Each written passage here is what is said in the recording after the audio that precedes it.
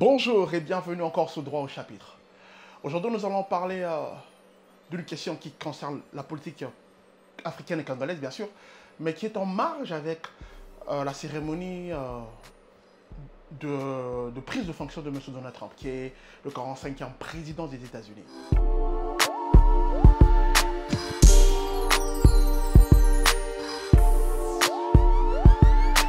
Avant que je n'entre dans le vif du sujet, j'aimerais nous souhaiter une heureuse année. Que 2025 soit meilleur que 2024. 2024, c'est vrai, il y a eu beaucoup de tumultes, il y a eu beaucoup de problèmes, mais il y a eu aussi de bonnes choses en même temps. Et moi, le bon conseil que je vous donne pour 2025, c'est de prendre comme 2024 comme, comment on dit ça, comme un parchemin, comme un parcours fait. Et comme ça, on pourra améliorer le 2025 et prendre les bonnes choses de 2024 et essayer de les implémenter davantage en 2025. Et moi, ce que je vous conseille, c'est le seul conseil que je peux vous donner, de ne pas regretter les échecs, d'apprendre de ces échecs, que ces échecs soient une leçon et non un poteau de lamentation. Alors, moi, ce que je veux vous demander, chers auditeurs, et ce que je vous promets, c'est 2025, je tâcherai d'être plus présent sur les réseaux, en faisant des émissions, des droits au chapitre, perspective logique. Je vais m'arranger un peu à être plus présent, comme ça nous allons partager la vie quotidienne politique de notre pays.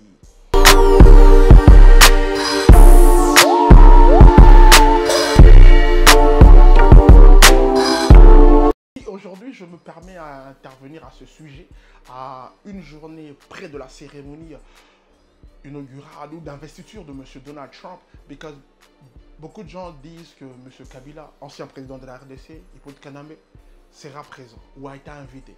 Cela a été... j'ai lu Papi Tamba, j'ai vu Barbara Nzimbi en faisant noce. Et moi, avec grande fermeté, je vous dis non. Pourquoi je dis non? Parce que depuis 2014, M. Joseph Kabila aka Hippolyte Kanambe n'a pas le droit de venir sur le sol américain. Et 52 personnes aussi.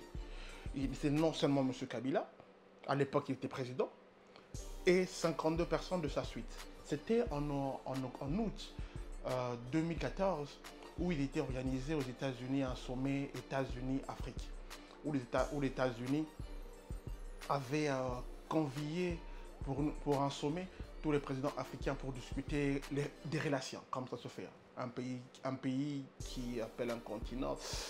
Ok, de ça on parlera après. On parlera après du partenarialisme après. Depuis ce jour-là, les gardes-corps de Kabila ont agressé M. Jacques Miango, un activiste congolais qui est congolais à cette époque-là. Et la justice s'en est mêlée. La police, en fait, des DC s'en est mêlée. Et il y a eu un débat par rapport à tout ça. Il y a eu un débat. Et la fin, c'était, on demandait à M. Kabila, comme toute personne était dans sa suite, de libérer ou de donner à la justice américaine ou de donner à la justice américaine toutes les personnes qui étaient engagées dans cette agression de M. Jacques Miango. Ou en delà de 48 heures, il devait quitter le sol américain. C'est que M. Kabila a décidé à faire sa suite, c'est d'écourter son séjour qui était de 2 semaines et à quitter le sol américain.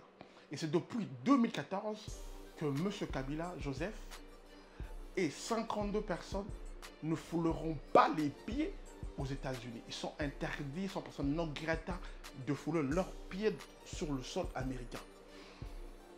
Alors, celui qui a des preuves contraires à ce que je dis, puisse me ramener les preuves, et je vous dis que M. Kabila ne viendra pas. Et même si on prétend dire qu'il est actionnaire majoritaire chez Tesla, Elon Musk étant proche de M. Donald Trump, il ne va pas faire cette erreur-là.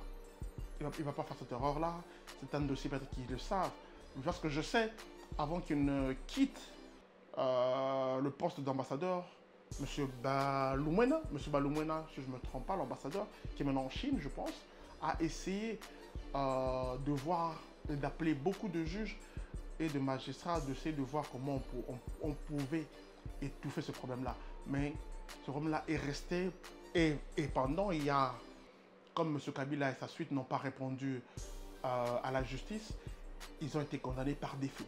Et par défaut, parmi un des jugements qui se passe, c'est celui de ne pas fouler le sol américain et tout objet ou toute action, toute propriété, action qui sont sous le sol américain de ces personnes-là seront saisies par l'État américain. Alors, si par hasard il se fait que Hippolyte Kanambe et Kabila se retrouvent aux États-Unis pour l'inauguration, je demanderai à tous les activistes, en commençant par M. Jacques Nyango et son équipe, de questionner le droit américain et qu'est-ce que l'État de DC Columbia, de District Columbia, pour dire DC, qu'est-ce qu'il dit, parce que ce jugement a été prononcé dans le district de Columbia, où s'est passé cette affreuse menace contre M. Jacques Nyango. Je sais que les images à cette époque-là, j'ai des images inédites, tout juste après qu'il ait eu son agression, que tout le monde a vu, son agression. Je sais que les images vont passer en bas là, 2-3 captures d'images, pas de très bonne qualité, vous m'excuserez pour la qualité de l'image, mais vous allez voir que c'était atroce, mais ce monsieur a tenu pour défendre sa République. Et par ici, je tiens aussi à remercier ou à féliciter ou encourager toutes les personnes qui s'élèvent chaque jour et qui se mobilisent tout le temps pour défendre la République. Les présidents, les ministres, le leader de nos partis politiques vont passer, mais la RDC ne passera pas.